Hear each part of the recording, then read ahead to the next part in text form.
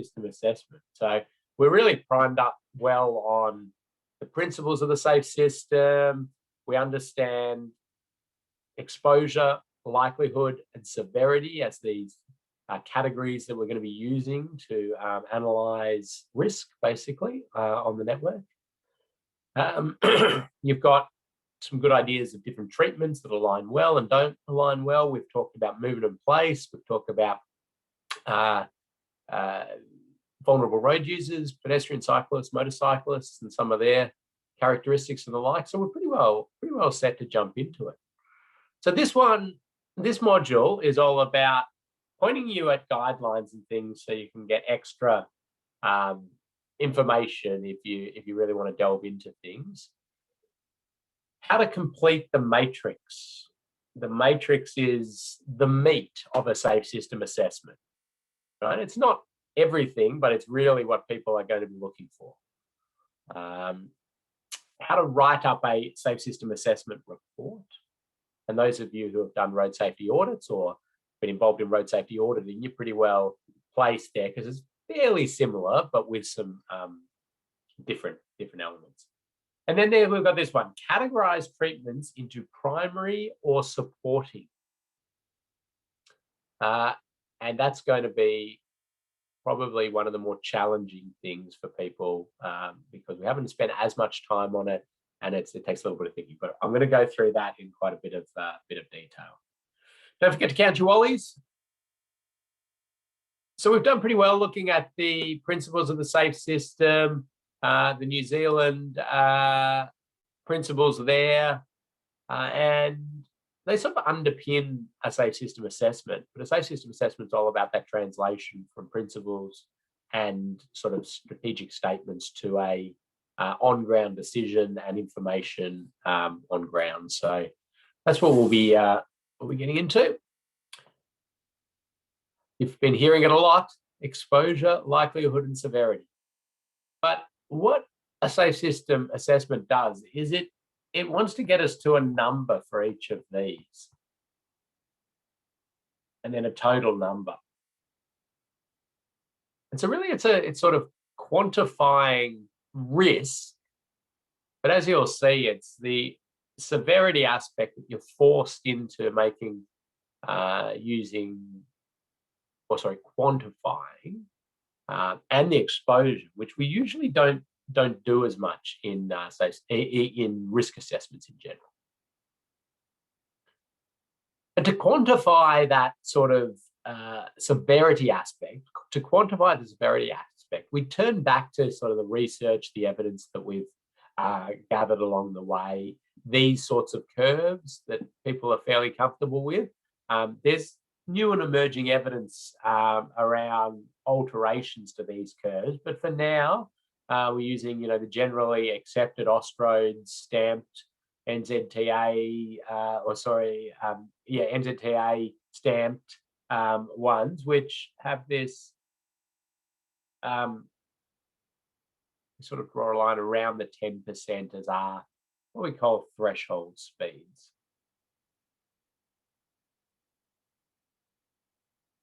And to help you in that quantification, we've got this little thing we whipped up.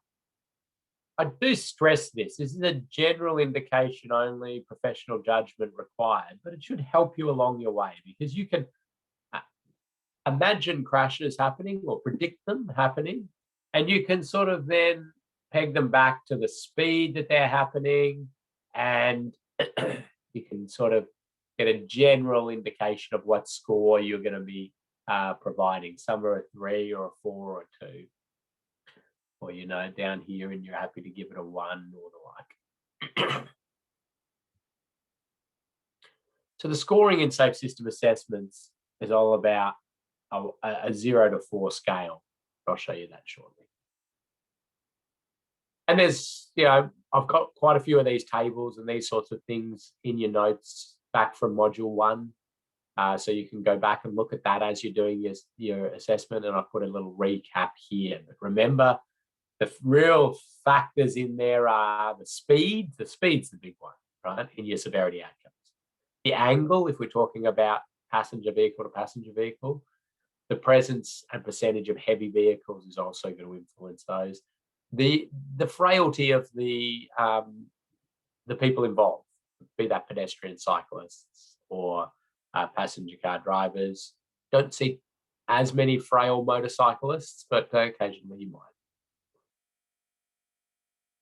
So lots of these diagrams and these figures. And they are just to get you in a general mold of giving scores to severity. By crash type. Okay. Now this is the one you're really going to want to concentrate on, because it directly is going to be impacting the score you get when you submit your safe system assessment. Because what we are trying to do in this course is ensure that you understand the process of doing a safe system assessment, that you categorize things correctly, and that you understand, I suppose, what is going to heavily influence alignment with safe system principles and what is going to in a less sense, influence alignment with safe system principles. And we want to get consistency on the way people do safe system assessments and the way they report safe system assessments. So that's a really heavy weighting in your marking of your assignment.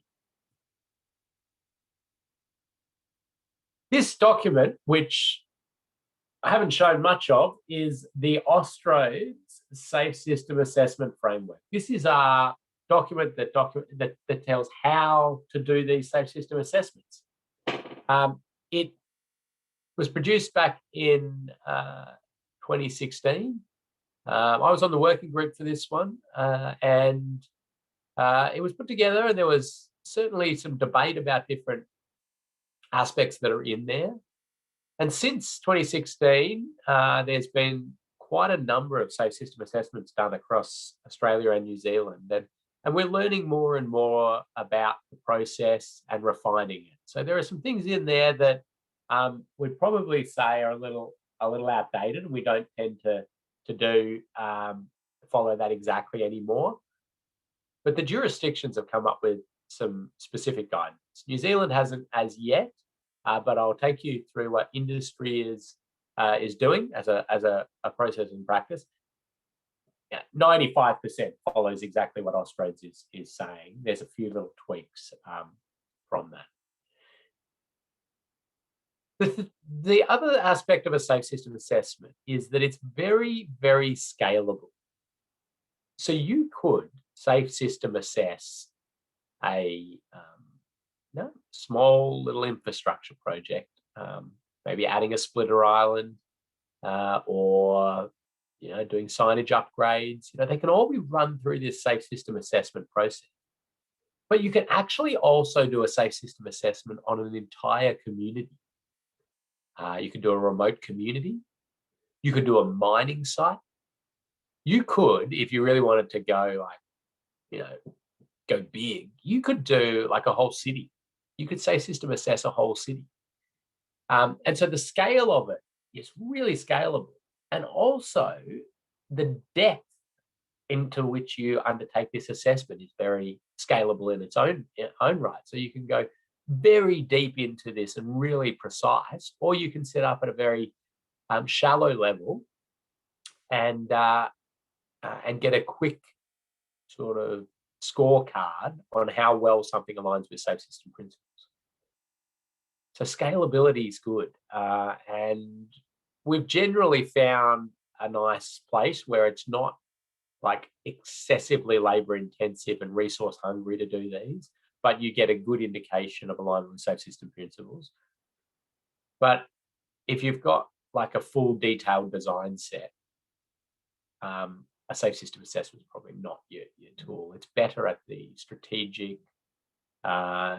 design, concept design level, planning level.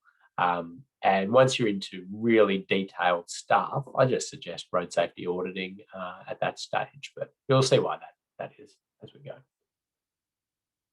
There's a lot of stuff we require at the start of a safe system assessment in terms of the context of the project. You can't do a safe system assessment, well, you can actually assess a project quite well without knowing the context of it. You can't make any helpful or useful recommendations without knowing a lot more about the context. So you do gather a lot of contextual information at the start of your assessment. Then you do the matrix, and the matrix is the meat of it, as I said. We consider the other safe system elements or pillars. And then we provide some recommendations or things to consider.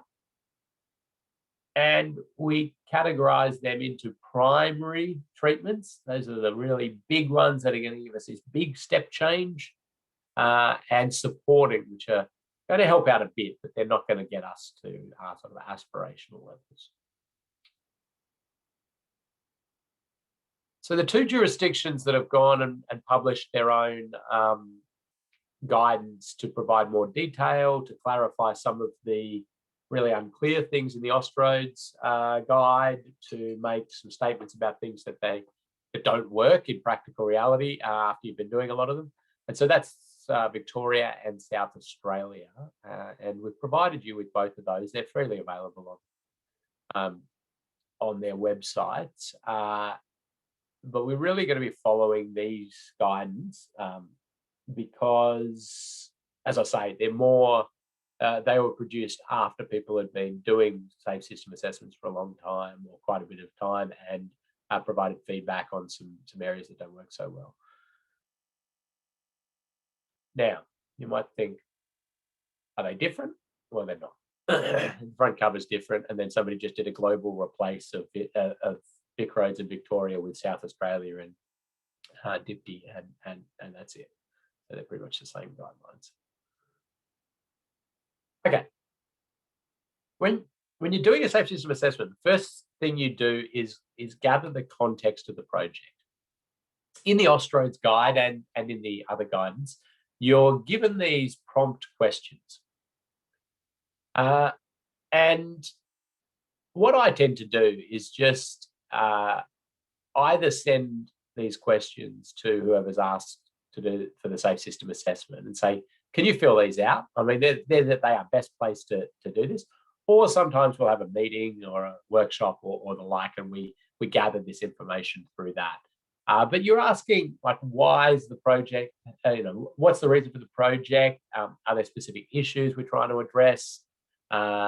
What's the function of the road? So this is our movement of place. What's the area type, speed limit, public transport, flows? You might even be asking things about growth and projections if they want you to do a forecasting style safe system assessment. What's the speed environment, and have things changed recently? What road users are present? So they're elderly, children. And then what's the vehicle composition there? So you're gathering all of this information, and they may give you a lot of information about this. They may give you just a few key points, but you gather all that, you're building a picture already. And then we get into assessing. So we've got some designs, we've got this information, we know the site, and we start to go to what we call the matrix. And here it is. So the rows of the table, the matrix, are exposure, likelihood, and severity. So you can see why I've been banging on about those three elements so much. Exposure, likelihood, and severity. And along the top here, you see we've got, so these are the columns. We've got run-off road, head-on, intersection, other, pedestrians, cyclists, and motorcyclists. These are the crash types, or as you see, the road users involved in that. So run-off road, head-on, and intersection, they're all passenger vehicle crashes, okay? So these are your cars leaving the road, your cars having head-on crashes, your cars crashing at intersections. It can be your heavy vehicles as well. So it could be heavy vehicle like. There's a little bit of wiggle room to use heavy vehicles on their own, but in most scenarios, it's passenger vehicles and heavy vehicles all mixed into that. The percentage of heavy vehicles will just influence how severe you score these. Occasionally, people will draw heavy vehicles out as their own right, put it in other, but that's pretty rare. So just really, I think the best advice is to have passenger vehicles and heavy vehicles all within this.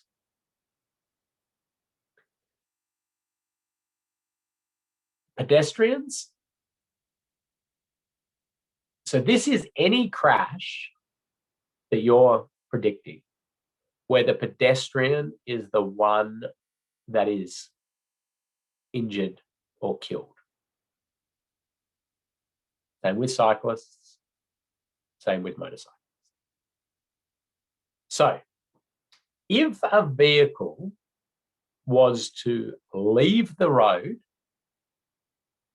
and hit a pedestrian, a car comes around a curve, leaves the road, hits a pedestrian, or you're predicting that that could happen in this design, that's attributed all the scoring to pedestrians because the pedestrian is the one that is going to be injured or killed in that incident. If you're predicting the vehicle comes around the curve, runs off the road, hits a tree, and the occupant of the vehicle or the occupants of the vehicle are killed or seriously injured, and it's run off road. So in that circumstance, we've got this curve, and you might be saying, well, it's a high-speed curve, it's not well signed, it's got adverse crossfall around the curve, it's got trees close to the road. It's also an area where pedestrians congregate to, get the bus or something like that, or cross the road. Well, you might be allocating scoring into both of these.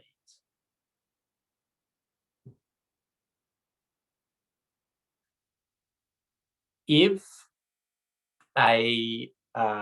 you're concerned about the risk of a cyclist being struck at an intersection, so you go, okay, there's no cycle facilities through here, they're very exposed, it's high speed, and I'm worried about vehicles coming through here and turning in front of cyclists or getting struck by by motor vehicles.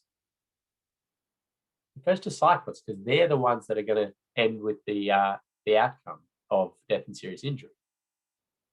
We'll also potentially have you will have an intersection risk for passenger vehicle to passenger vehicle or heavy vehicle, but that'll be accounted for over here. Same with motorcyclists. If you're predicting motorcyclist involvement, it doesn't matter if they're struck at the intersection, they run off the road, whatever it is. If the motorcyclist is the one, you're allocating your scores there.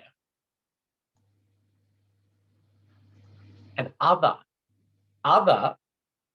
is for anything you see that you cannot appropriately account for in one of these other crash types. Now, common ones we see in that are crashes with animals, crashes with trains or trams or light rail, rear-end crashes that aren't associated with an intersection. So maybe like a school crossing, rear-end crashes around a school crossing, or mid-block rear-end crashes, maybe crashes from people emerging from driveways, where you say, well, it's not an intersection, so I'm going to put it into the other category. Side swipe crashes. So there's this sort of mixed bag of things it could be. And when you get to other in your assessment, you just jot down the ones you're thinking of to sort of identify to the reader the issues you're scoring there. So I'm going to go through these in a bit of detail and then do a worked example, but I'll pause there and see if there's any questions that have come in just as I've sort of laid out the first sheet. Kathy, anything pop in, or Emma? Yep, there's a question about whether you know, do traffic count tubes pick up motorcyclists as a vehicle rather than a motorcycle specifically? Do you know if they differentiate between the two? They can, some can, because they're done on the axle distance and those sorts of things. So as I understand, they can, but I suppose it depends what you're asking for in reporting. So I've got some rules of thumb on motorcyclists' volumes, which can help you out. If it's just a normal road, there's no particular, motorcycle excitement of it. So, it's a local collector road, or it's a, urban arterial or the like. You can go about 1 to 2% of AADT is motorcycles. If it's a popular motorcycle route, you'll probably have some actual figures on motorcycles, but you go well up from that, and you've got to readjust.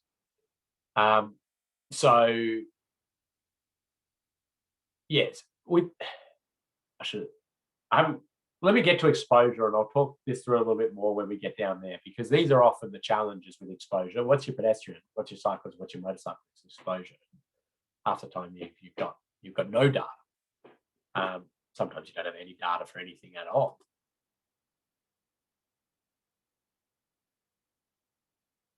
Any other questions there? Yeah, there's a follow-up question. Oh, okay. So some responses saying they do normally do.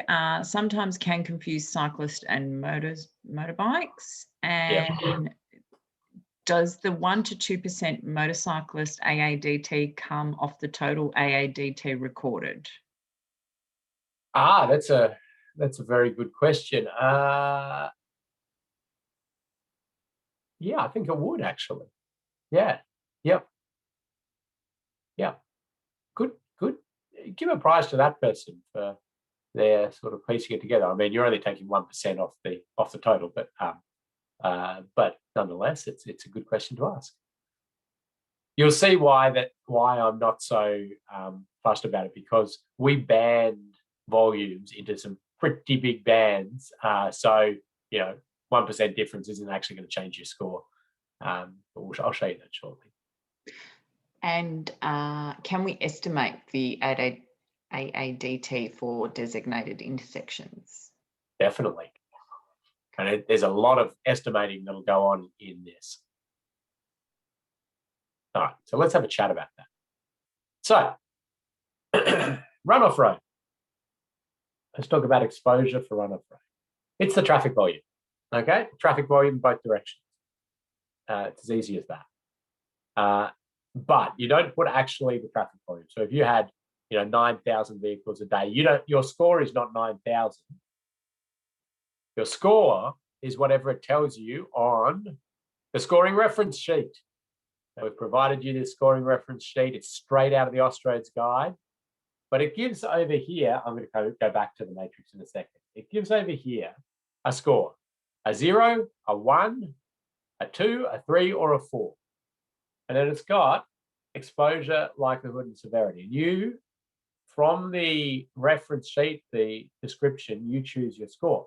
So let's have a look at a 1 for exposure. Volumes of vehicles that might be involved in a particular crash type are particularly low, therefore exposure is low. For runoff road, head-on, and other crash types, AADT is less than 1,000 vehicles a day. There we go. For cyclists, pedestrians, motorcycle crash types, it's less than 10 units a day. There's pretty low numbers there of pedestrian cyclists and the like. Now,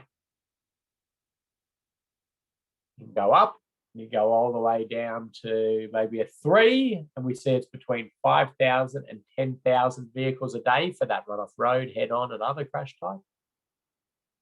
And cyclists, pedestrians, motorcycle crashes, 50 to 100. And so you can see, you're basically saying, all right, I've got my AADT, I've got my traffic volume. I've got my number of pedestrians, number of cyclists, number of motorcyclists. And then I just look and I put scores in. So we go back and we say, well, we've got a road here. It's got 9,000 vehicles a day. We've got AADT at 9,000. And we simply go to our score sheet. We go, okay, where's 9,000? All right, it's between 5,000 and 10,000. So we're going to get a 3 there. And we're going to go back and we're going to put a 3 in here. Head on, we do the same. Basically, your head on is going to be the same as your runoff road unless you have like a major physical separation, like concrete barrier or something like that down the middle of the road, and then you'll be putting your head on exposure at 0. But the majority of the time, runoff road, head on are going to be the same. Other will usually be the same as well.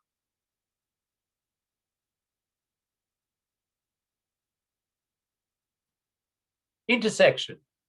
So now you're looking at an intersection or an intersection within the corridor that you're looking at. And you have to now add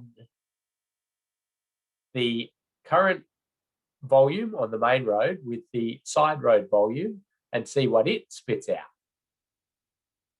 So you are now looking at a side road with 500 vehicles a day. And so we go, okay, we've got 9,000 on the main. We've got 500 on the side. So we've got 9,500.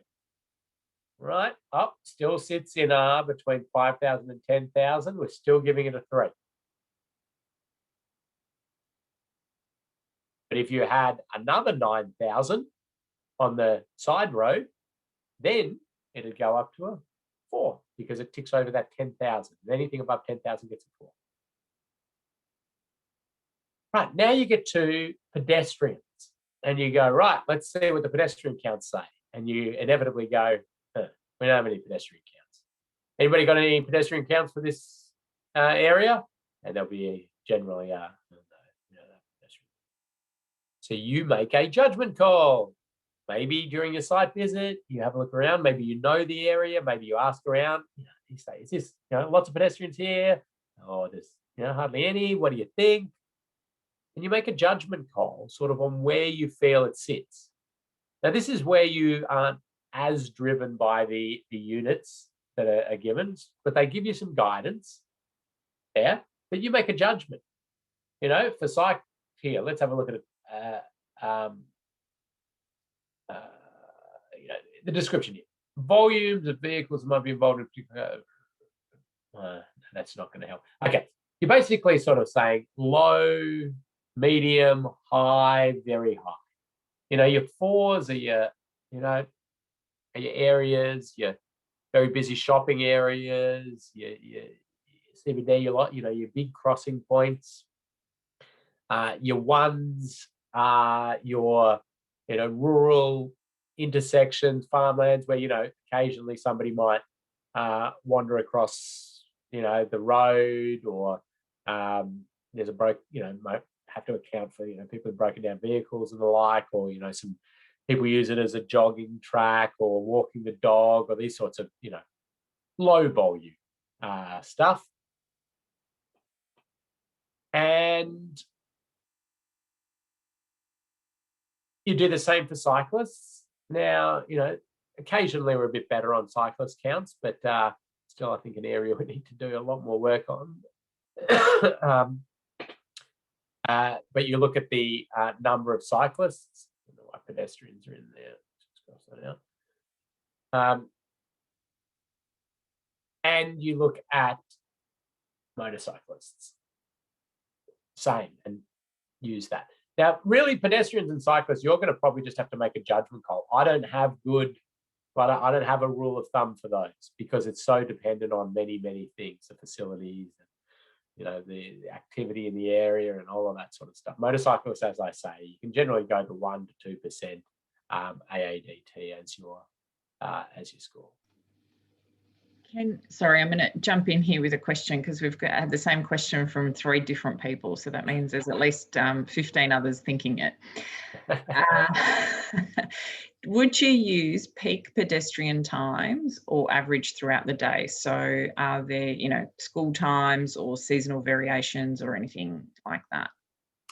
That is a very good question. Okay.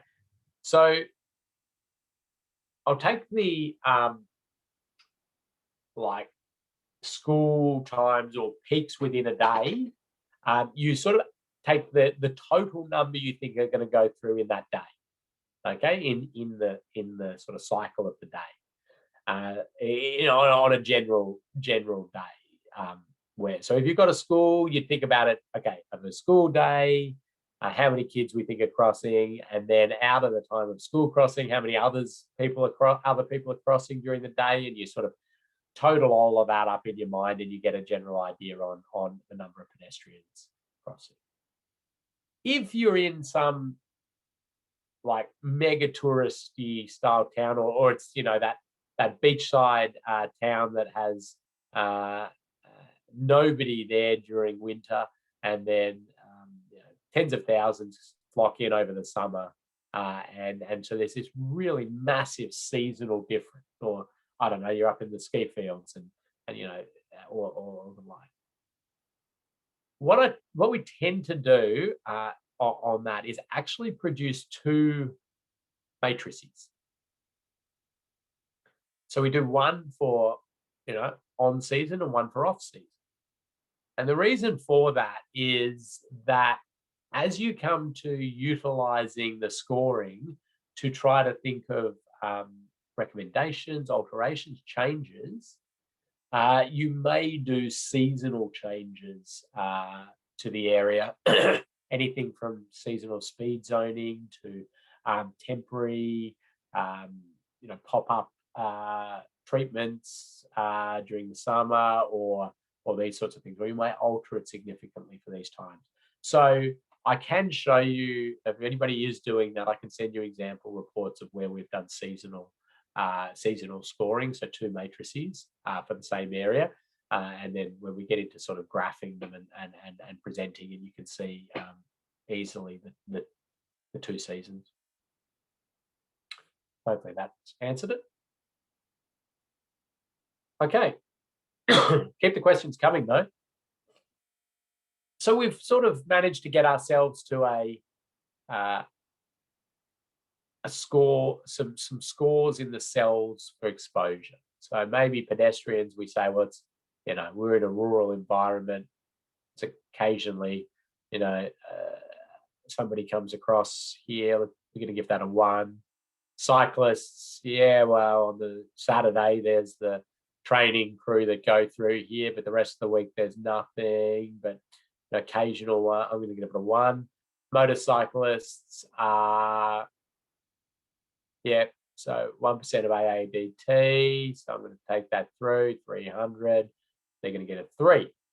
So the reason I did that with motorcyclists was, 9,000, actually, they're going to get a 4. 9,000 vehicles a day, 1%. No, hang on. Look back here. 4. Sorry, bear with me. So you're just taking your percentage there. So anyway, we go into then likelihood, right? We've got our scores, we go into likelihood. Now you'll see here that there's some factors that they've popped in. Speed, geometry, shoulders, barriers, offsets, delineation, etc. It's really, the etc. is the key, because these are just some guidance ones. You went out and you did your assignment 2, and you picked up your assignment 1, and you picked up a few things in your intersection. You're going to really delve into that in quite a bit of detail.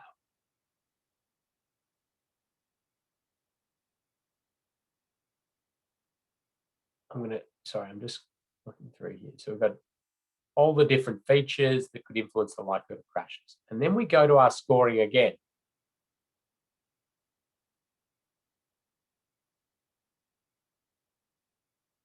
Let's go see what a 2 says for crash likelihood.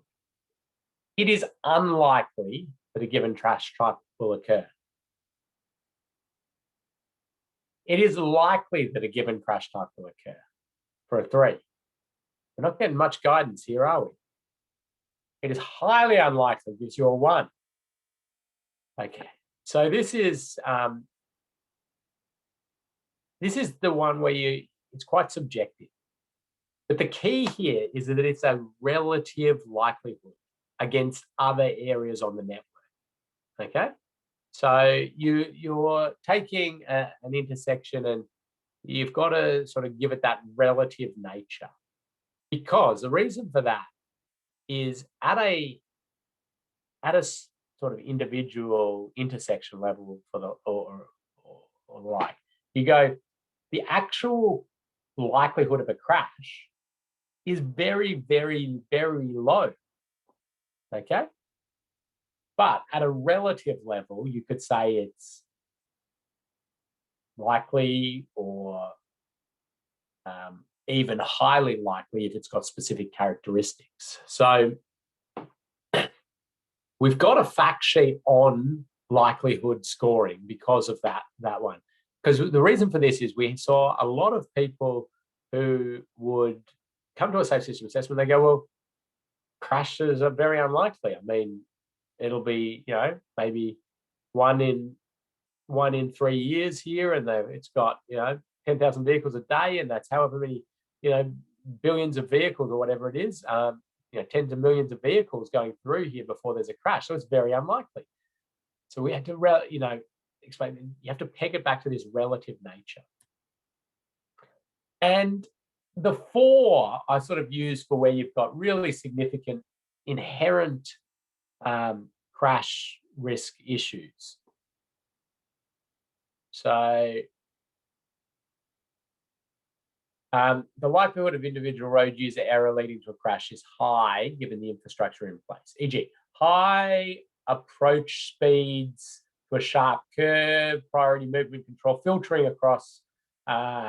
right turn across several opposing lanes, high speeds. So you've got some really significant infrastructure deficiencies that almost drawing crashes out. So you go back and you start to score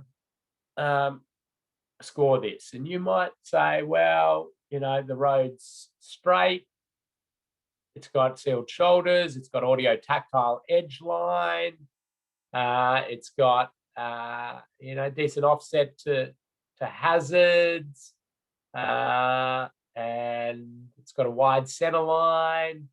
So I'm actually going to say that relatively, I'm going to give it a score of 2 for likelihood of runoff road. I'm going to give it a score of 2 for likelihood of head-on crashes, because the wide center line brings things down, but I've taken into account the volume of traffic coming the other way, and I'm going to give it a 2. Intersections, I've looked at the intersections, it's got bad sight lines. The intersection I'm looking at, it's got it's got bad sight lines, it's not well there's not good warning on the approach, it's confusing, it's got lots of legs, and it's got lots of complex stuff going on there, and I'm going to give it a 4. And then you continue to do this, you give it a 2, and you give the facilities for pedestrians and the like.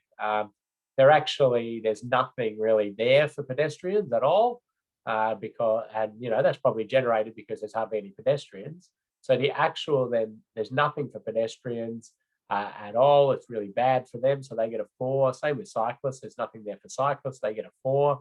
And motorcyclists, well, it's kind of as bad as it is for other ones. So intersection, they're going to have a 4 as well. And then we get to severity.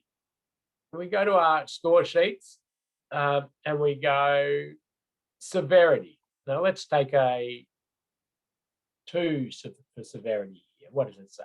Should a crash occur, it is unlikely that it will result in fatality or serious injury to any road user involved. Kinetic energies are moderate, and the majority of the time are effectively dissipated before reaching the road user. And so that's sort of through barriers or any cushioning or things to redirect that energy. So this is where you're going back to your scoring sheets. You're looking at it and you're saying, oh, I might as well go back to that scoring sheet. Hopefully we don't have a Wally pop up. Okay, so I'm going now, right, head-on crashes. And I look at the speed limit of that road and I go, oh, yeah, okay, right. We've got head-on and I'm worried about car to car. And it's 100 km/h speed zone. I got a head-on there. Oh, right, okay.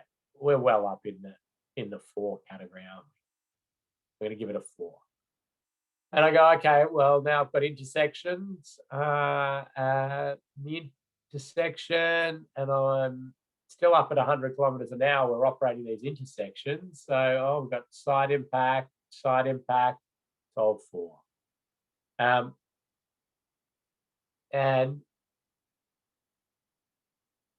now thinking about runoff road, but maybe the scenario's got old barriers down the side of the road. So it's not going to be running into a tree or a pole. And I go, well, actually, it's very much going to be down, within these ranges, because I'm pretty happy with the barrier system for the runoff road. So I'm going to give it maybe a 2. And then you're going to involve your vulnerable road users. And, we're 100K zone and we've got vulnerable road users. So we're definitely going to be up here. So let's go all the way back. There. And we're basically sort of going to go, well, runoff road, what did we say? We said 2 because it's got roadside barriers, flexible barriers, and those sorts of, well, maybe the barriers, there's some little bits and pieces that I'm worried about. So 2, 4, 4, 4, 4. Okay. And now we've got a full set of numbers in our matrix. That's actually a 3. Sorry.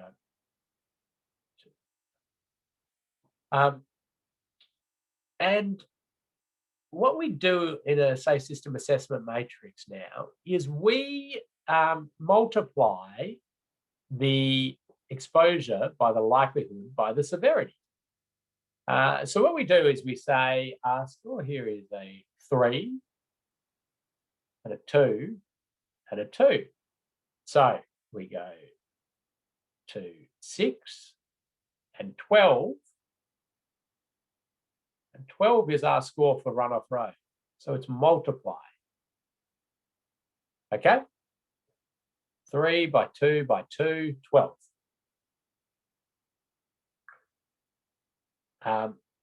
So then we go 3 by 2, so 6, and then we go to 24. And we just keep doing these across here. And then we take our totals and we add them.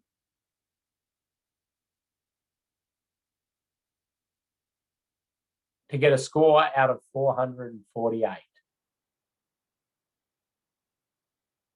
That's your total score, but you are quite interested in where the score is coming from. Right, this slide's starting to get messy, but that's okay. It's been good to sort of explain it like that. Now, some of you are probably already thinking, I'm surprised we haven't any questions yet. What about 0? You haven't used 0. Now, if we go back to our scoring sheet here, I've ignored 0 for now because it sort of complicates things or simplifies things. If there is no exposure to a certain crash type, this might mean that there is no side flow or no intersecting roads, no cyclists, no pedestrians, and no motorcyclists. But let's imagine that the bit of road that we were assessing actually didn't have an intersection. Right?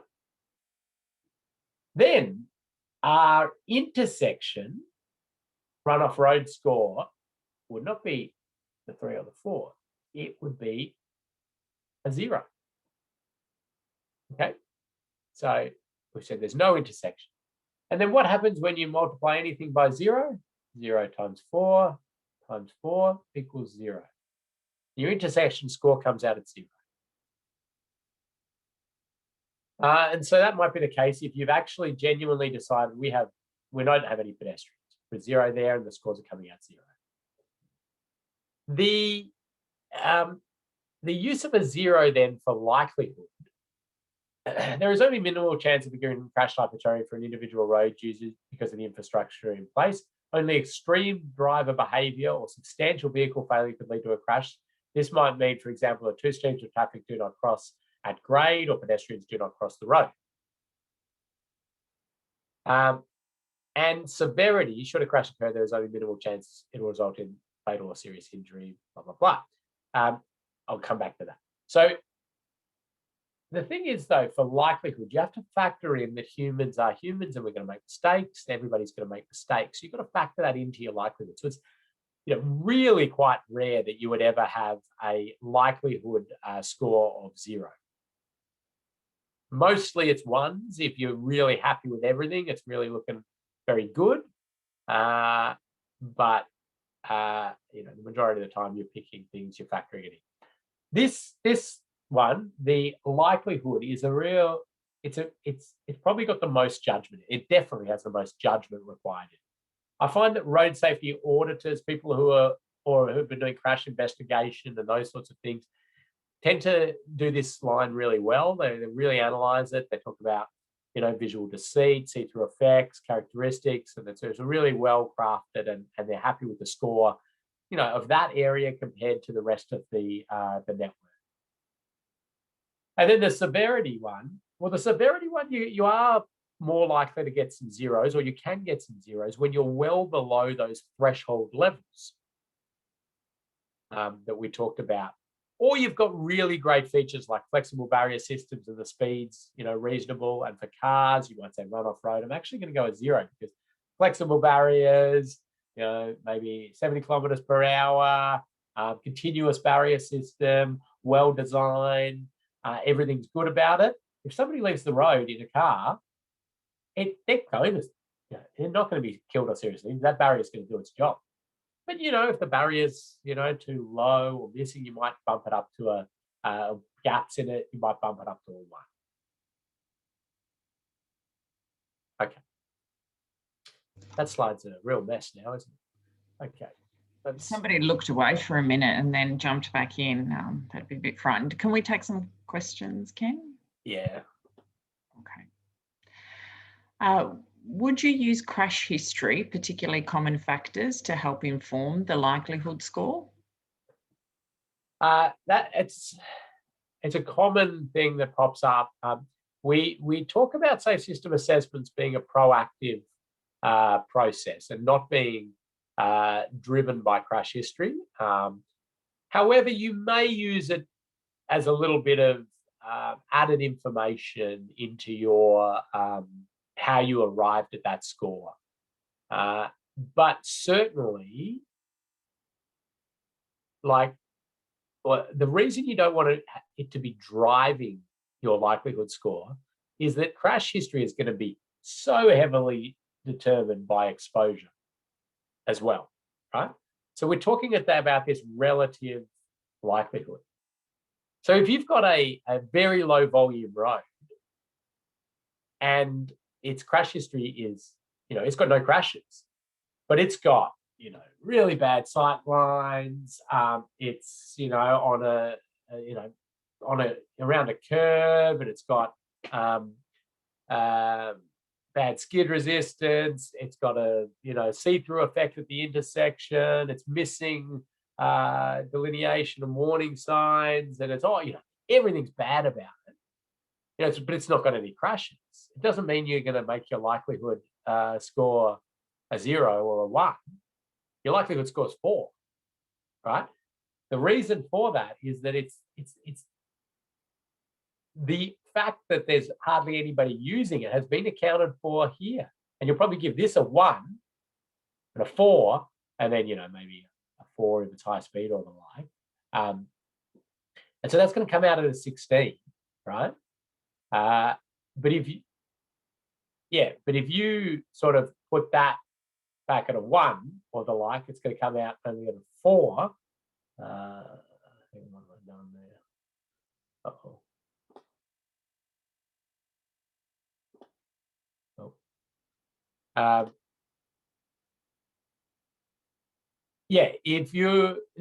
So what I'm saying is that crash history is driven by all 3 of these. So pegging them back to 1 score is probably not appropriate. I mean, realistically, you could use your crash history to validate your end scores down here, or to check that they're about right. So, so use it as a little bit of supplementary information. Don't be driven by it. Any other questions? Thank you, Ken. The impact speed will be an estimate, but is there any correlation with the mean operating speed on what the impact speed may be? Yeah. So if you have some operating speeds and you've got 85th percentile speeds and you're having a look at that, you can factor that into your severity. Do also think that the higher end tail of your bell curve on speed are often the ones more likely to be involved in crashes as well. So where if we've got a sort of curve and you've got your 85th or whatever it is. And these ones are quite more likely to be involved in crashes. So it's going to be quite, up the severe end. So have a think about that and factor that into it as well. But again, I mean, this is, I suppose, showing you some of the judgment required in this. Now, some people get really nervous about this. They're like, well, hang on, this is a bit unscientific, unspecific sometimes. And the thing is, people are very comfortable doing this when it's a risk assessment and they're putting risk, high, medium, low, or the like. But as soon as we're putting numbers to it, they start to get a little bit nervous. But in reality, these numbers are just your high, medium, low type risks.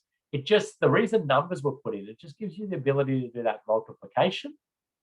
It gives you the ability to put a 0 in and wipe out a risk. And because I talked about 0 for exposure, but if you put a 0 for likelihood, you can have whatever exposure you want. There's no crashes happening. And again, so it could be 4, 0, 4, and we've got, lots of exposure, absolutely confident that there will not be any head-on crashes. And the severity is going to be high, but none are going to happen. So you get to score a 0. And likewise, you could do 4, 4, 4, 0. Okay. So you've got high exposure to intersection crashes. You've got high likelihood because it's, horribly designed intersections. Everything's bad about it. But it's all happening at 20 kilometers an hour. For passenger vehicles, we'd go, well, score 0. So we're going to have lots of crashes, but they're going to be minor or little, fender benders. And under a safe system, we're okay with that. Now, in practical reality, if you get a 4, 4, 0, you probably go, a traffic engineering team or designer, it's not the best thing. We're going to have lots of little minor bingles there. But from that sort of aspiration of no death or serious injury, we're doing really well. It aligns well with safe system principles. But that's showing you why numbers were integrated into this.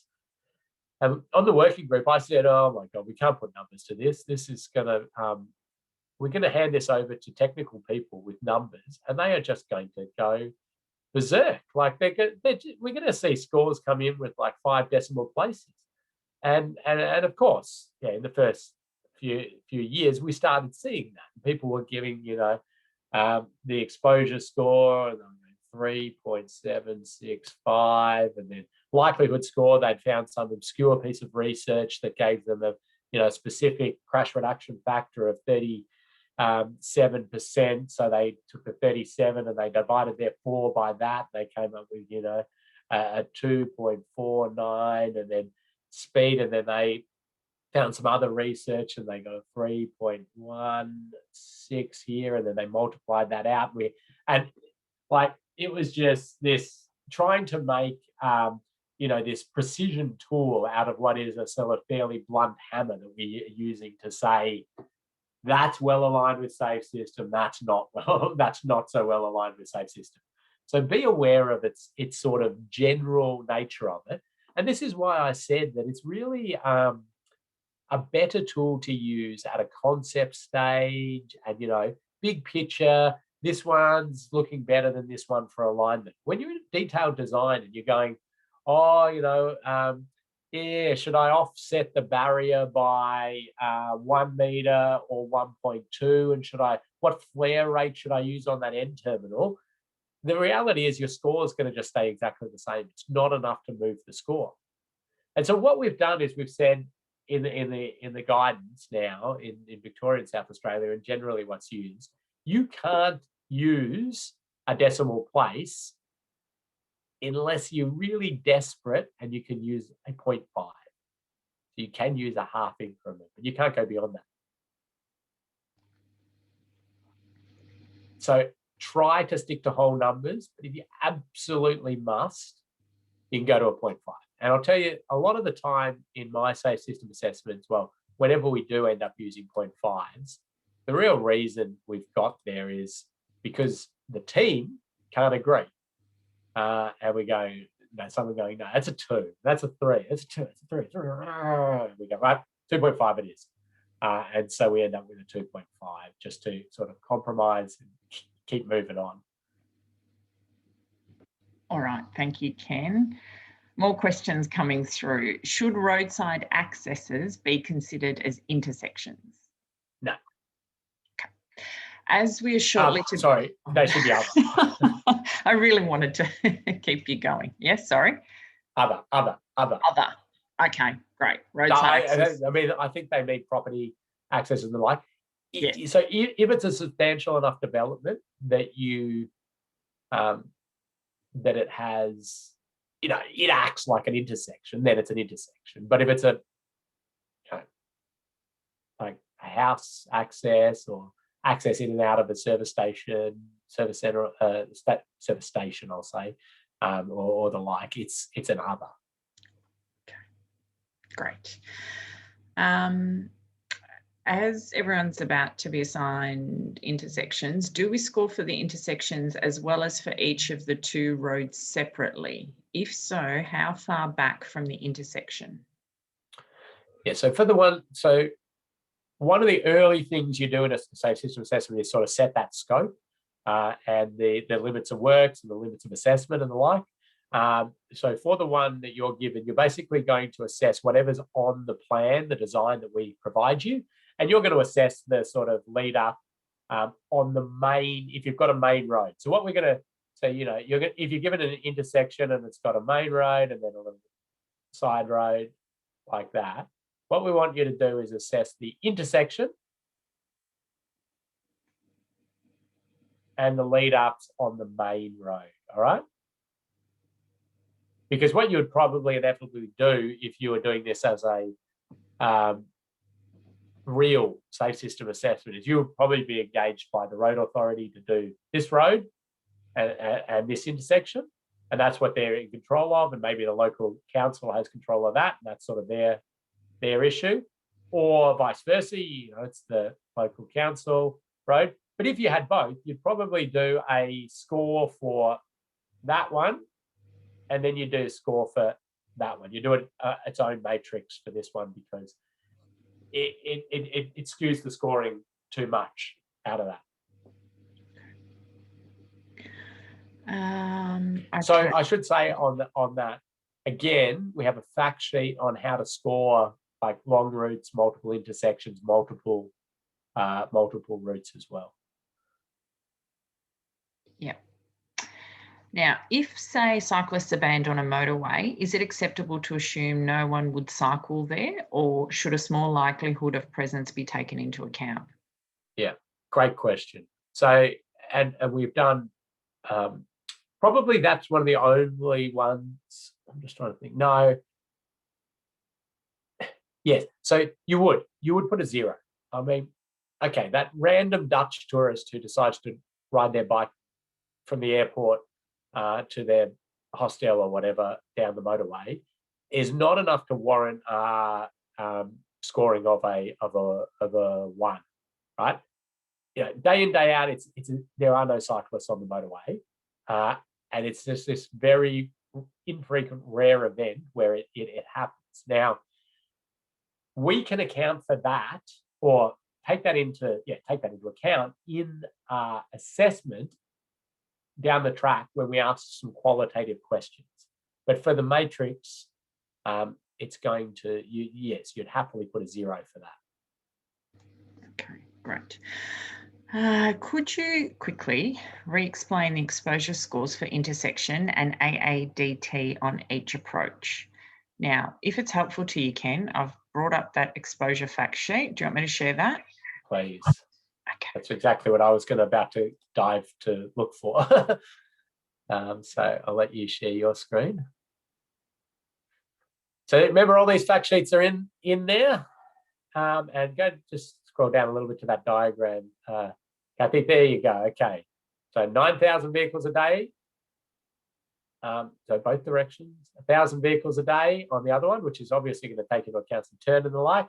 And then over here, you can see there are some options, and we have decided, at least for now, industry's decided to add those up and make it 10,000 vehicles a day. Look, I can draw 2. Wow, good job. You draw in blue, I draw in red. Yeah, so that's where we're at the moment. Hopefully that explains your answers that question.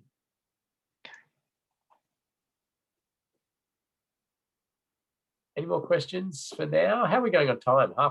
Bit over halfway. Yeah, a bit over halfway. There's another question. Feasibly, could one element, such as pedestrians, have a very high score risk, but overall SSA score infer relatively low, if low in other areas? Yes, absolutely. And that's why we are not driven by the total score usually.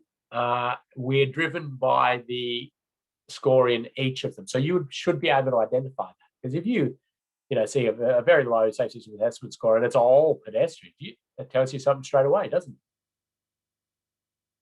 But let's keep moving on. I'll do a little bit of a worked example. That'll probably help out a bit. Sorry, keep going with the questions as I do this. I've got to get myself back up and running.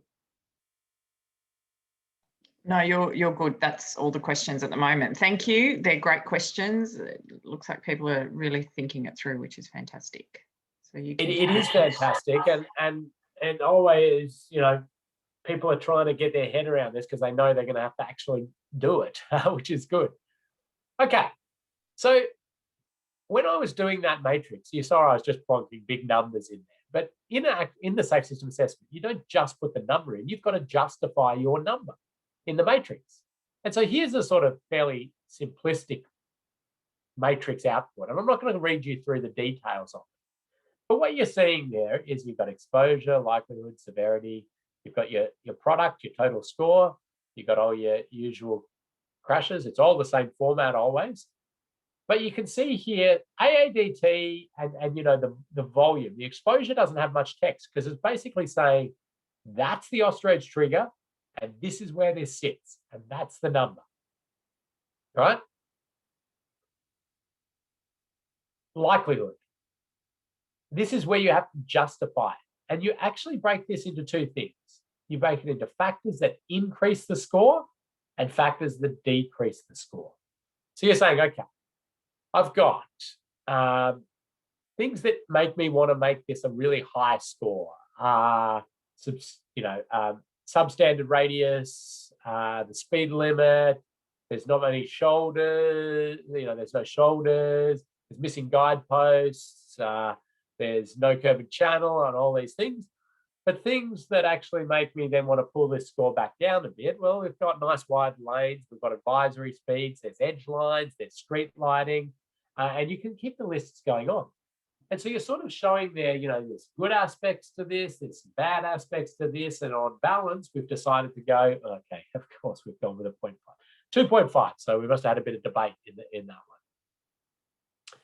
And then you do the same for severity. You say, well, the severity score I want to go here is influence. The things that increase that severity score are, well, there's fixed hazards, there which are, non-frangible, there's drop-offs, unshielded, and culverts, and the like of speeds, high-ish. But things that decrease it, well, coming down a hill, but going up the hill in the other direction, the speeds are lower. So I'll balance these out, it comes out with a 2. So you've got to justify. You've got to put these these dot points in, and so this is now why you'll see again why we were saying, well, in assignment 1, go analyze an intersection and tell us factors that influence the likelihood of the severity, because you dot point these out in a safe system assessment. So let's have a look at this one very quickly, and I'm not going to give you all the details, and it's sort of done a light touch on this one.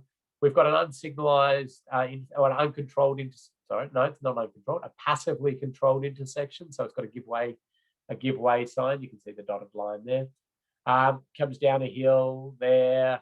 There's the intersection, and some more pictures of the intersection. It's got a sort of culverty drainage structure here. It's got some street lighting, flag lighting there. That's what it is. And you've been given some designs. And they said, we're going to, we're playing around with some ideas on how to upgrade this intersection. So we're thinking a roundabout, a 1-lane roundabout is one of our options. We're thinking maybe a signalized intersection with what I'd call a modified T. I mean, it's currently a modified T. Or a signalized intersection with a conventional T. We've sort of got these 3 options. Okay, roundabout, option 1. Signals with modified T, or signals with standard T intersection. And slip lane and a few other things. Now, this is actually a really wonderful time to do a safe system assessment, because you've got options and you've got enough sort of detail in the design that you can see what's happening, but you don't have so much that you've got, drainage plans and, all sorts of stuff that's really not going to make a difference in the scoring. And so you come in, and the first thing you do, right, is put your plans aside. They've given you 3 designs and options. And you go out and you score the existing conditions. No? Put all your designs aside and just go out there and look at it and score it as it is now. So you look out there and you score it, you write all of this up and you say, that's my score for the intersection as it currently stands before you do any work. So I've got a total score of 118.5, and you can see where the scores are sort of being generated from. Then you get your design. All right, so you grab your first design, and that's the roundabout. And you imagine they've built it. They've built it exactly as it's sort of been designed. You don't have all the details, but that's how it is. And you copy your existing conditions matrix, you paste it, and then you go through and you start crossing things out and adding things. So you cross things out that have been removed when they've built this roundabout, so these issues, these risks, and you add in things that may have appeared as a result.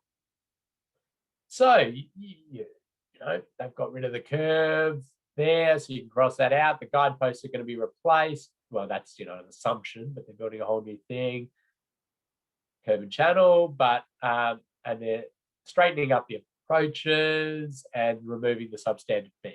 So you're crossing out things that get removed from the existing conditions, adding anything new in. And then if you change a score, you color it, right? So we can see now, all of these ones have changed. Oh, but the motorcyclist one didn't change. There wasn't enough in there to alter that score. Then you do it for your next design. Exactly the same. So you copy the existing conditions, you paste it, you alter it, you change things. You do it for your next one, and as many options as they put on the table. I like to use little symbols so I know, so it's easy to know which option I'm talking about. And now you're starting to see that we're producing these scores, which have some information there. So at the highest level, we can see the existing conditions is 118. We can see the roundabout option drops it down to 90. The modified T and signals drops it to 99. And the T intersection with signals drops it to 105. So at your highest level, you can go roundabouts the best aligned with safe system principles. But you want to, and you can put that in graph form if it's easier, or the like. You can see there it's the best. But this is the thing that people want to see, right? This is the output that people want to see. Existing conditions in red, or you can use you can use whatever colors you want. You can use your corporate colors if you want.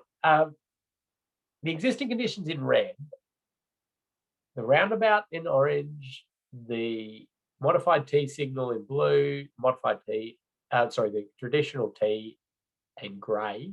And I can immediately see from this, I know the roundabout came out best, but I'm instantly going to that. I'm going, well, we know we're going to get the best score for roundabouts, but I'm pretty concerned here that, in fact, the highest score we have of anything here is cyclists at this new roundabout that we built.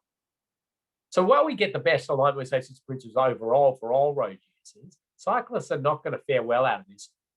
Thus, I already know, the safe system assessment will be giving you ideas on how to bring that score down. But you can clearly see this. To me, this just tells a wonderful story to me. Like I can see and I understand things quite easily and quite well from that. Okay, I suppose it's a pause there again for questions. For sure. How much weight is given to driver behaviour in likelihood? For example, drivers rolling through stop signs. Is it listed as such? So you score likelihood based on real world what's actually going to happen. Not in theory. If you say, well, if everybody obeys the road rules, the likelihood score will be 0. We know people aren't going to do that. You've got to be realistic. How likely is it? So you may factor in there, and I have done this in safe system assessments before, and we often talk to the police, the highway patrol, and we say, what's the behaviour like here? What have we got? Particular issues of concern? Is there things we should know about? And they can help us with information. You may adjust, you may tweak your likelihood score based on some of that. You have to, it's a genuine score. Now, you may not be able to think of a particular infrastructure remedy for that, but it doesn't mean the score changes because you can't think of that. The score is the score. It's what's going to happen. It's what's happening now. It's what's going to happen. Other questions? Yes. Okay. What about increased traffic volume due to nearby development? Would you change the exposure for expected AADT as the intersection is designed for that traffic model? Okay. So what you do for developments, future growth, and the like is you tend to do your assessment. So like take this one, for example. This is assessed on day 1 of opening, basically, right? So you've taken your traffic volumes, you've basically kept them the same, and you've run that through. If they said, we want you to do a 20-year scenario because we've got opening up all this land for development and all of this. You go, great, okay, give me the traffic volume predictions and give me your pedestrian, cyclists, motorcyclist predictions, and they'll say, well, we don't have any of that. You go, okay, I'll predict those myself based on some other thoughts, and you just make a judgment call on that. And then you would create a new one of these on a 20-year scenario. But, it's when it opens, it's going to open as it is, isn't it? And it's going to last for 20 years before they get to these eventual volumes. And we want to know what's going to be happening for that. Thank you, Ken. Does the total score have a risk description, for example, high, medium, or low? Okay. The answer to that is no. All right. Now this is another reason why we didn't want to put numbers to it, because it comes with this immediate thing that people are going to say, okay, so you've got 448 as the worst. You've got 0 as some sort of perfect utopian alignment with safe system principles. And then people immediately want to go, okay, what are your bands? What's your acceptable level? Like what do we have to just get over to be fine? And it's not about that. And in fact, what it's all really about is the relative change, the relative score change from that down, right? It's all about how much we've dropped. And then can we take this and get it any lower? So people are often disappointed when they see that. And I'll tell you now, road authorities are moving forward with trying to peg this back to some particular level of services. So, they're trying to refine it. But the challenge and the reason I'm not hugely comfortable at this stage on that is because you've just seen how subjective some of these scoring can be, especially with likelihood. And you're sort of then going, well, you might score it and come out with a score of 220, and I might score it and come out with a score of 120. And the thing is, neither of us are wrong. It's just that's how we've pegged our existing conditions. And the relative change we make hopefully should be about equivalent. Now, I should say, though, that I've been trying to push this this line of don't set these lines, don't do it, look at a relative from the start, as we did with Ostrodes in the working group and the like. I'm really starting to realise I'm losing that battle. So I've got one of our engineers trying to get some standardisation in scoring, some scoring reference sheets. So, if you score, you can look at an intersection, line it up with our standard intersection of those characteristics, get a base level score, then you will adjust it off that base level based on real specific local conditions. But at least we're all starting from around the same point. So then you're starting to be able to get to this point of putting some bands, and you can say, good, okay, bad, horrible. Whatever, however you want to band. Other questions, Catherine? Thank you, Ken. Okay, to confirm, so a 20-year scenario for all the options, including do nothing. Yeah, you can. Yeah, you can do your existing conditions on a do nothing to be able to give you a like for like comparison. So you basically go, yeah, okay, we're going to build nothing at that intersection. In 20 years' time, the traffic volume is going to be way up. So all your exposure scores are going to go up. Your likelihood and your severity are going to stay the same, basically, unless you're going to have a major, I don't know, they're building a mine or something. It's going to create, change your heavy vehicle percentage from 3% to 20% or something. Your severity scores would go up again there. Okay. We're just going to recap on the previous question about future development. What if it's residential and sections are being developed and houses built in the lead up to the intersection upgrade? Do you still do 2 assessments, for example, day 1 and year 1?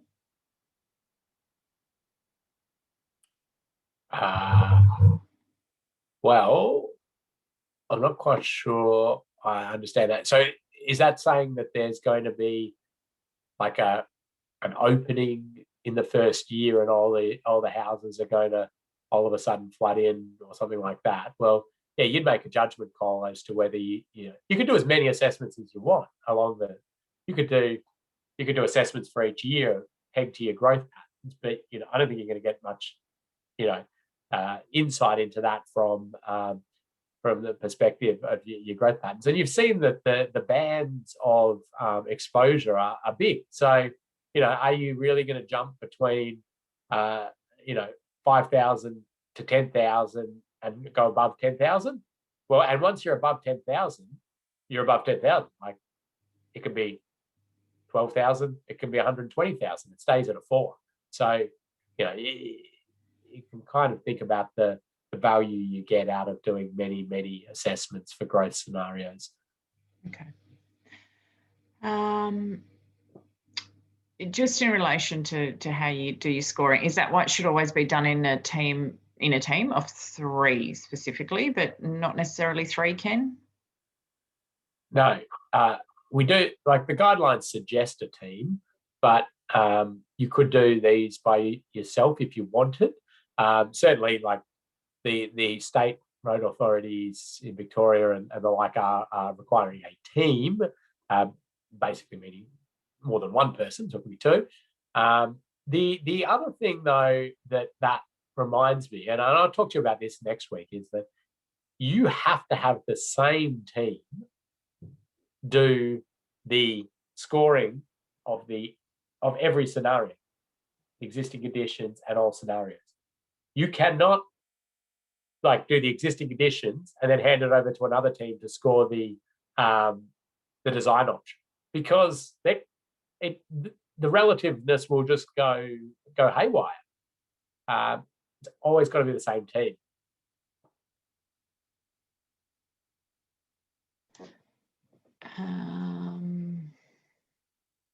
Given relatively scoring by default, is there always a recommended treatment or improvement as a result of a SSA? So yes, I mean unless you're getting scores of 0, you're most likely to be putting ideas out there to try to bring these scores down. Even I'll get to sort of recommendations shortly. There's a few reasons why people do assessments. They want to see where the risks are lying. They also want to get some ideas on improvements. So it's got multiple benefits. But yeah, there are recommendations, or what we actually call ideas for consideration, as the next part of the assessment, which I haven't got to explain yet. But it's probably a good lead-in for me to explain that. I think so, and we're good to carry on. Thank you. So you take all of this and you go, okay, that's where you're at with all your ideas and your treatments. And this is probably going to help them start making decisions on, do they choose the roundabout option? Do they choose one of the signals options? They go, okay. No, the roundabout option's looking pretty good from that perspective. I'm worried about this. I'm still worried about a few of these ones as well, but So in your safe system assessment, you've given them all of this information and you say, and here are some ideas to get these numbers low. And there are ideas for each of them. You're basically saying, if you build the roundabout, how about you provide a separated cycle facility around? How about you, do, I don't know, cyclist activated warning signs, something like that. If you're building the signalised modified T, well, how about you put a speed platform on the approach? You'll be able to bring some of these scores down. If you're building this one, how about you put some barrier systems on the approach, and you can bring some of these scores down. So you're adding these ideas for them to consider to bring any score down in any scenario they like. Now, they may take all of this on board, come up with a new scenario, hand it back to you and say, can you score that one down? You go, yep, no worries. Add it to this and you score it and you go, oh, this is really good. It's down here, it's down here, down here, here. No, you're still up high here, but down here, down here. We've got better alignment systems. When you make these recommendations, you categorize them. You categorize them into primary, supporting, or non-safe system, which you hopefully won't be recommending any of that. That's almost there for terminology purposes. But primary is not your number one recommendation necessarily. It's a categorization of safe system treatments. So you could actually have 3 or 4 primary treatments, because it's any road planning, design, management considerations that virtually eliminate the potential for fatal or serious injury occurring in association with foreseeable crash type. So you're thinking about a specific crash type. So things like that we categorize generally as primary treatments are roundabouts, one-lane roundabouts for passenger vehicles, raised crossing points for pedestrians that we get speeds down to around the 20 kilometers an hour, completely separated facilities for cyclists or pedestrians, these sorts of things, because we know they're amazingly good treatments. They virtually eliminate that specific crash type. Supporting treatments are anything that we know improve the overall level of safety associated with those foreseeable crash types, but are not expected to virtually eliminate the potential for fatal or serious injury. So those could be things like signage, warning signs, line marking, sealed shoulders, wide center lines, these sorts of things that we go, that's a good road safety treatment, but we can make the signs and lines perfect on this road. And we know that we're going to reduce the number of crashes, but we're still going to get crashes. Like, people are going to fall asleep, they're going to be texting, they're going to whatever, and leave the road. And what you do is you just sort of categorize your treatments. And the reason you do that is when they pick it up, we want them to be looking, are there any of these primary ones? That's where I can get my big bang, big changes in the scores. These ones are good, and they're going to help out with the likelihood scores usually a bit. But, can I do these first? And then, okay, we'll have a look at some of these as well. So supporting treatments have to not change your ability for a primary treatment to be implemented in the future. That's basically things like, okay, you're putting a set of traffic signals in at an intersection. You'd be tempted to say that's supporting because we know it's going to reduce the likelihood of crashes, but it's going to probably actively deter you from getting some sort of primary treatment in the future. So we tend to not even say that's a supporting in some scenarios. A non-safe system is anything that makes things worse, so it can decrease safety or really hampers you getting some primary treatment in the future. I dare say most of the traditional things we do in road safety categorize into this supporting: signs, line marking, audio tactile edge line, warnings, opening up sight lines, skid resistance improvement, anything like that. Primary, we tend to see as those things that are going to impact on the severity as well. Things like continuous barrier systems, really lower speeds down within those tolerable levels, raised platforms, roundabouts, and those sorts of things. Even like if you're on a 100 kilometre per hour speed zone and you drop it to 80 kilometres per hour as the speed zone, that's a really good thing to do, but it's in supporting, right? Because you know that you're still going to have crashes. You haven't virtually eliminated them. You've significantly reduced the likelihood. But if you were maybe down at 50 and you dropped it to 40 or something like that, and you believe that dropped you under the tolerable levels for intersection crashes or something like that, maybe for intersection, you put that in the primary.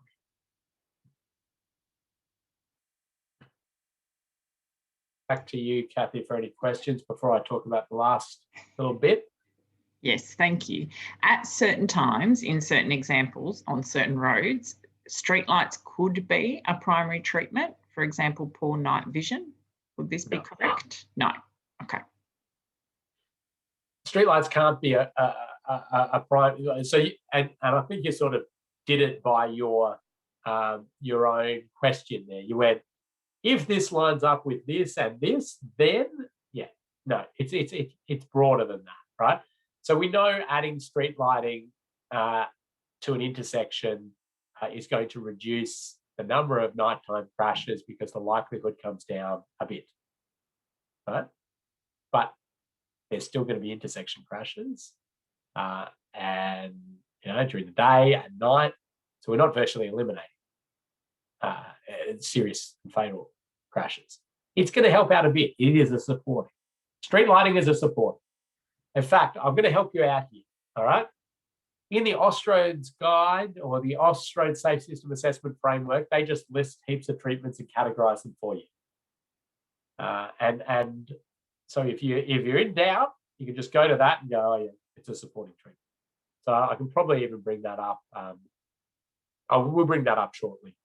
Just try and remember to do that, Kathy or Emma. Other questions?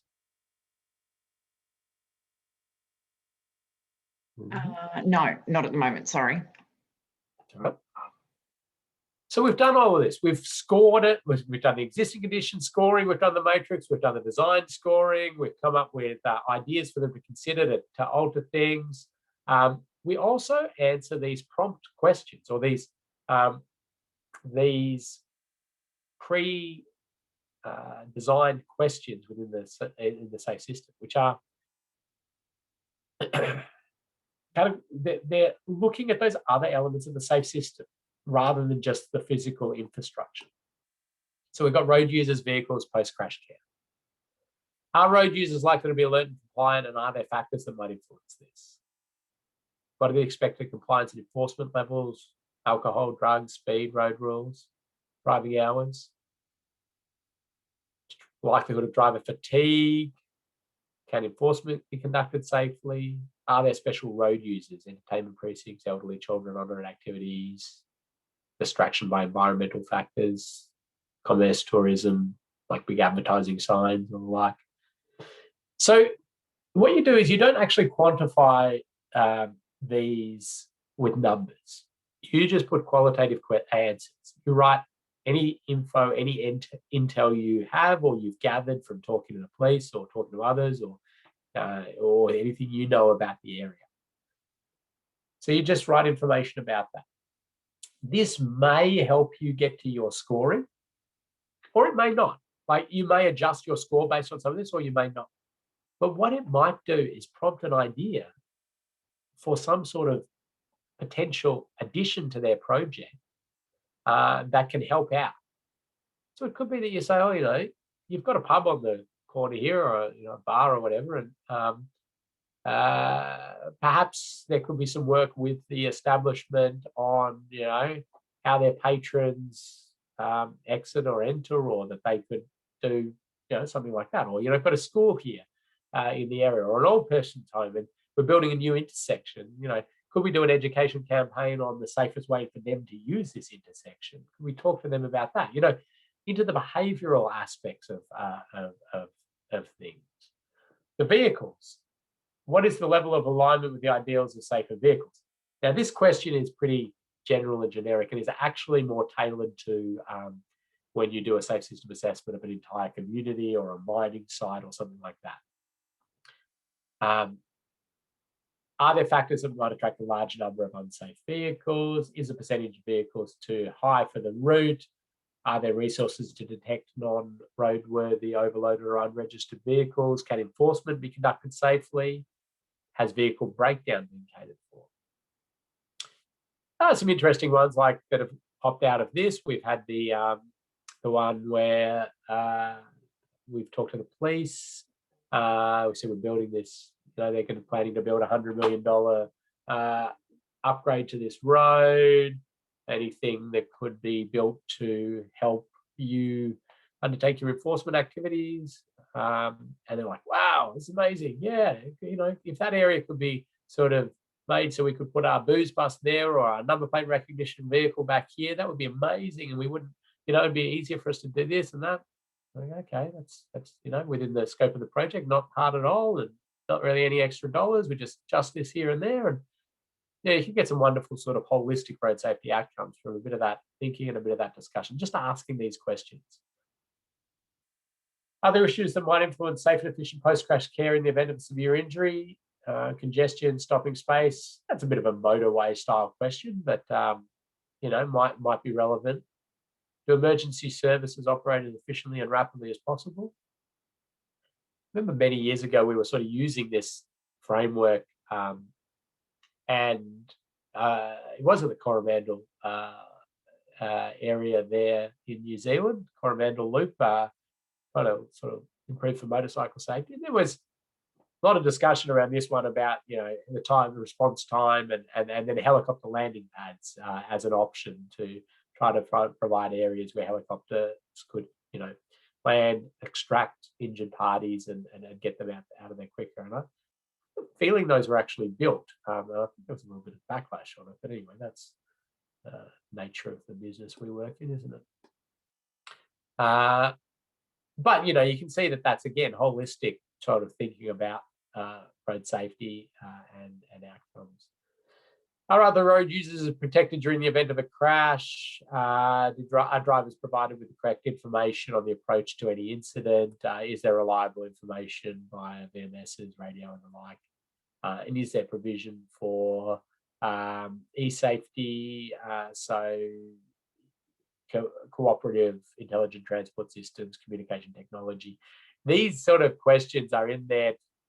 These will build as bigger parts of our assessments as we go forward, as we get more advanced vehicles and the like. For the moment, they're sort of in there and you scratch your head and you go, I don't really, have anything I have to say about this. And you can push put not applicable or no info. Some of the other things up here in, ideals of safer vehicles, you might start thinking about those roads that cars can read assessments. Is the infrastructure going to be read by a autonomous vehicle? What, things is it going to pick up? Is there telecommunications available for that? And you're just sort of writing these general commentaries around this. You can go into as much depth and detail as you want, but most people are sort of making a few dot points under each of these and go, actually, that sparked an idea. Maybe they could look to include this in their project. So for your assignment, we're actually not going to get you to do all of this. But when you do full safe system assessments, you will fill this out. The reason we're not going to get you to do it is it can be time consuming. You kind of also want to do it by talking to lots of people, that know the area really well and know what's going on. And some of you probably will know the area and would be able to answer a lot of this, but we're not going to make you go through that just to save you some time. But then you write your report. And what the report has in it is you identify whether you do a full or a rapid safe system assessment. Next week, it is next week. Yeah, I'm going to define the difference between the two. They're pretty much the same, but there's a few bits less in a rapid. You put list of the team members, meetings and inspections and when you did them, description of the process, background, context to the project, basically answers to those questions that are in the prompt questions in the Ostroge document, your matrix, your comments on how you arrived at your scores for the existing conditions and for the design, comments on those other questions, any suggested treatments and changes, and categorizing those. But to make your life as absolutely easy as possible, there's a template safe system assessment document. And we've taken that and we've given it to you and we've highlighted the areas that you need to change.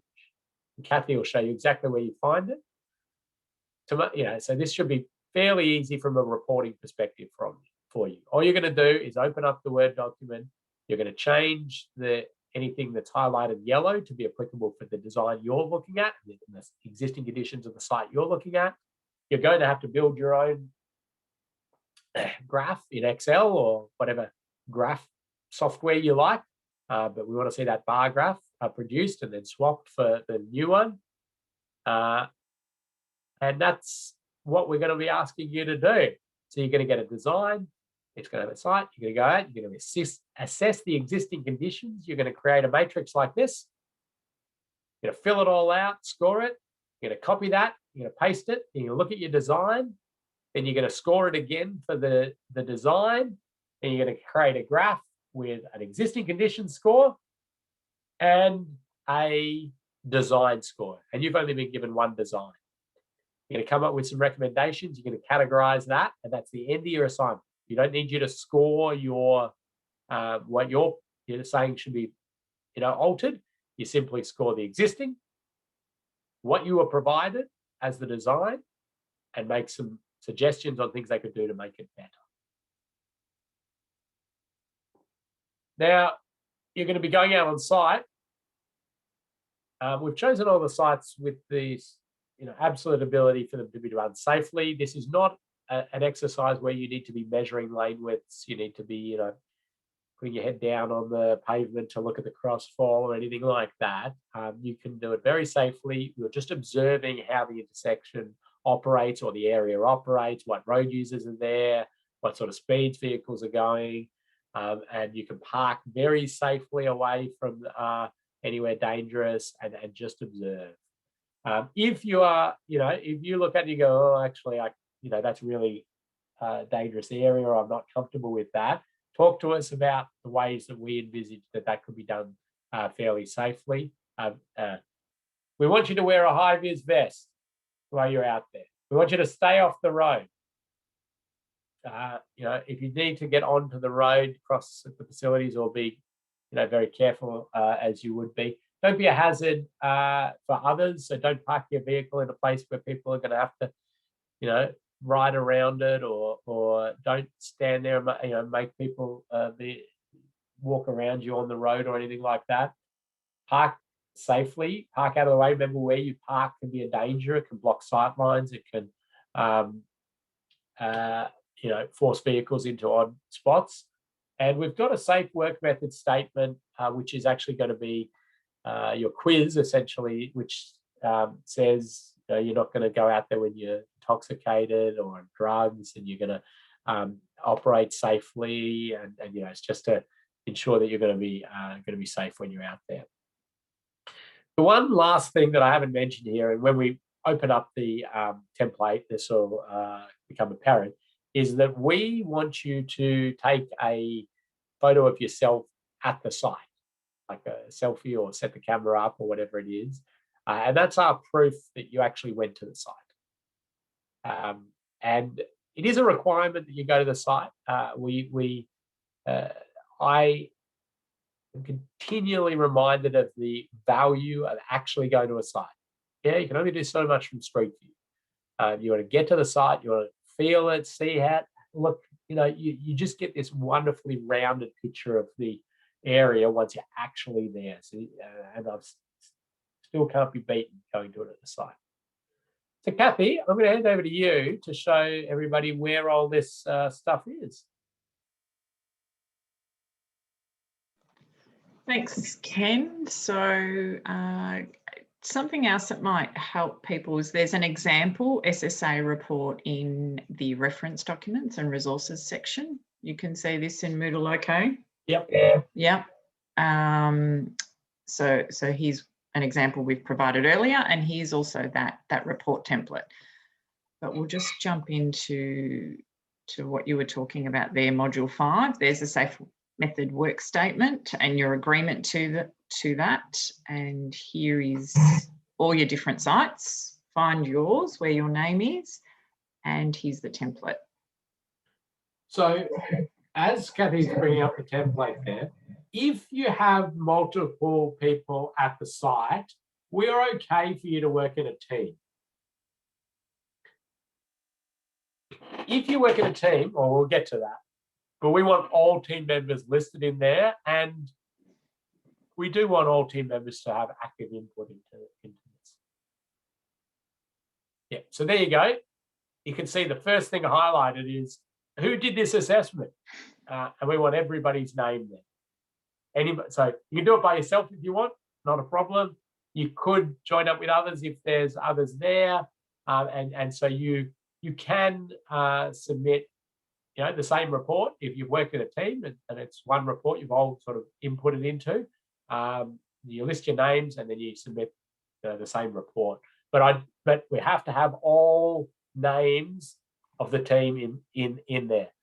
Okay. So keep going down.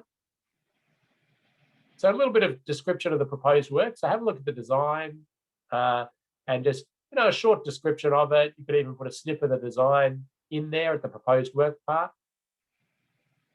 A little sort of executive summary of the outputs of the assessment. So you're probably going to do this last. You're going to say scores were this, they were heavily influenced by this and that.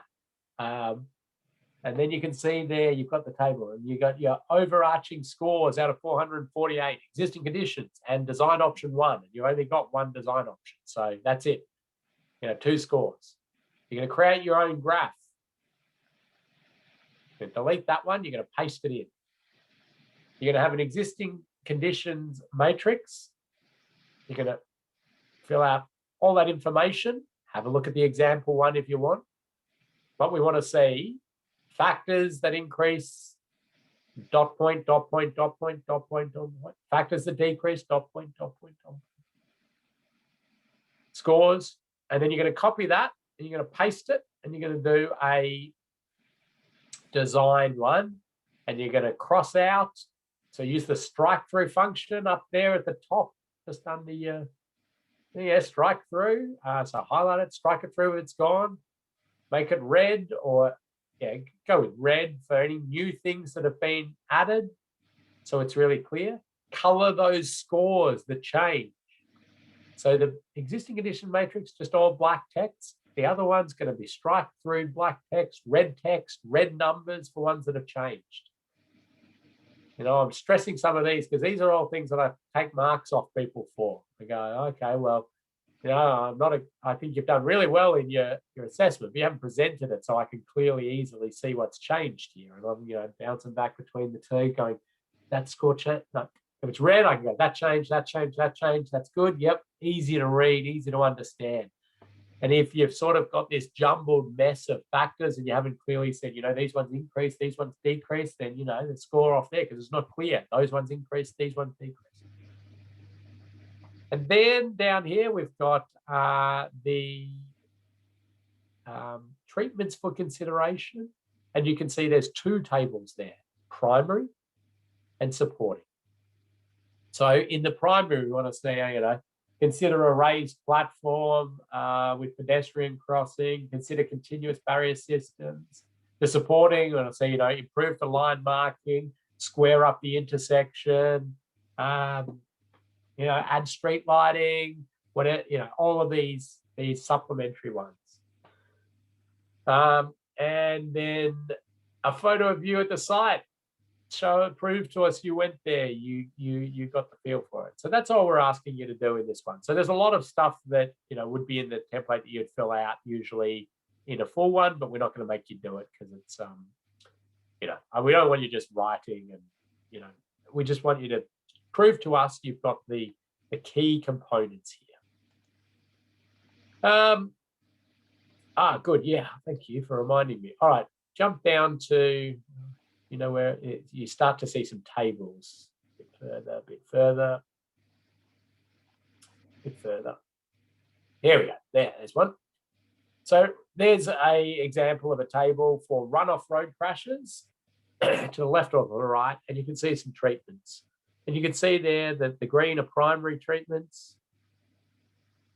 The yellow and orange are supporting. There is this sort of subcategory of supporting, which is step towards, but we've sort of abandoned that for now. So you can see supporting, primary treatments, flexible roadside and medium barriers, and then a very wide, very well compacted runoff area. And you can see over to the side what they're influencing: exposure, likelihood, or severity. And you can see down further, we've got supporting, non-flexible, delineation, skid resistance, super elevation improvement, audio tactile, blah, blah, blah. So there are tables for each of the crash types in there. So you can refer to those. We better pause for questions, because it's over to all of you now to go and do a safe system assessment, or a sort of pared back version of a safe system assessment. Oh, yeah, there's the guide. So Kathy's showing you in the reference documents, the safe system assessment framework's there, the example report if you want to use it.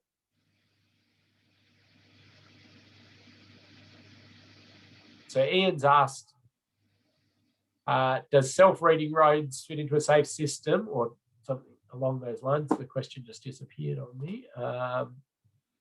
Does self-reading roads fit into a safe system? So like self-explaining roads or self-reading roads are really helping your likelihood and potentially severity outcomes, because they're just roads. It's clear, it's easy to understand the speed and and where the road goes. So that sort of stuff just helps out reducing your likelihood or your severity if the speeds are into appropriate levels.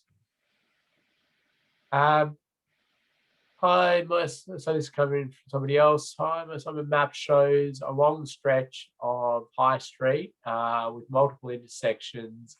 Is my assignment the whole length or a particular intersection? Okay, so we do have a fact sheet on how to assess long lengths with multiple intersections. However, for the purposes of the assignment, I don't want you to have to go through that, because it can get quite click on that one, because it can get quite unwieldy. So I want you to take a section with one intersection in it. So do the lead up to the intersection and through it. So just pick one of the intersections where there's some actual change happening. If you were interested and you were doing a real safe system assessment on that whole length, read this fact sheet. It basically says that you break it up into lots of different matrices for different areas. And that's usually the easiest way to do it. Or you can prepare yourself a final result by using a weighted average methodology to get scorings out from that. But that's more complex. So usually we break it up into homogeneous sections or like intersections. But for yours, if you look at yours and you go, wow, okay, I've got 6 intersections here, they're all getting upgraded, and oh my God, this is going to take me 3 weeks. We don't want you doing that. Just pick that one of those and the lead in and the like of that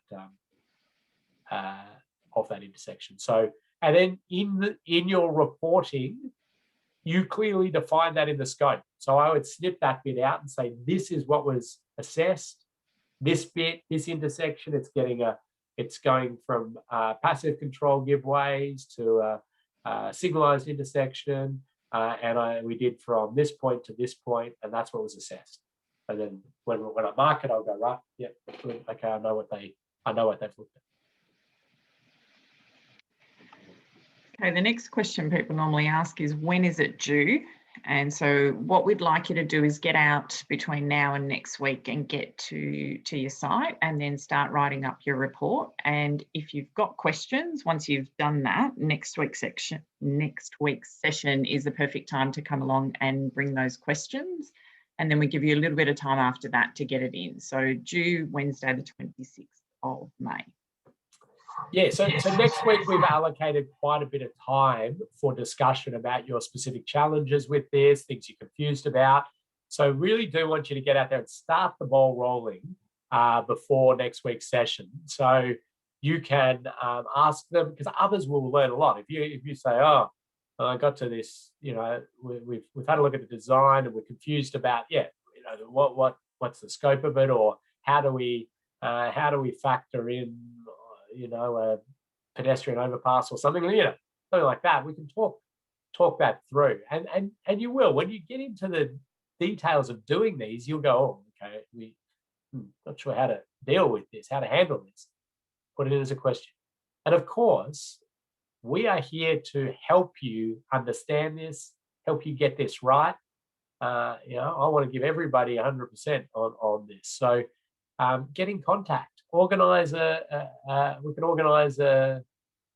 chat, a Zoom chat. We can bring your designs up and we can talk them through. We can explain different things. I can, give you examples of different, reports or whatever it is to help you along your journey here. Remember, you get 3 attempts at it. So even if you wanted to have a crack at it and put it in and see how you go, you could resubmit if you don't get that, and you don't lose marks for a resubmission. But ideally, you get it in and you get it in first time and you get it right, and we go, you're awesome. Go out, do lots of safe system assessments, save lots of lives.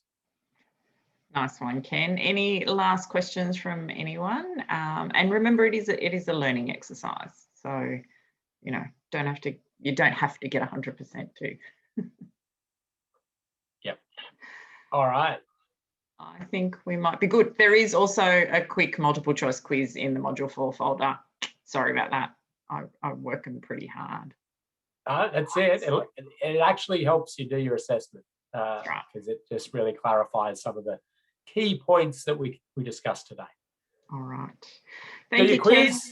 Do your quiz, download your site, start thinking about it, grab your team together if you want to work with others, or and get the ball rolling.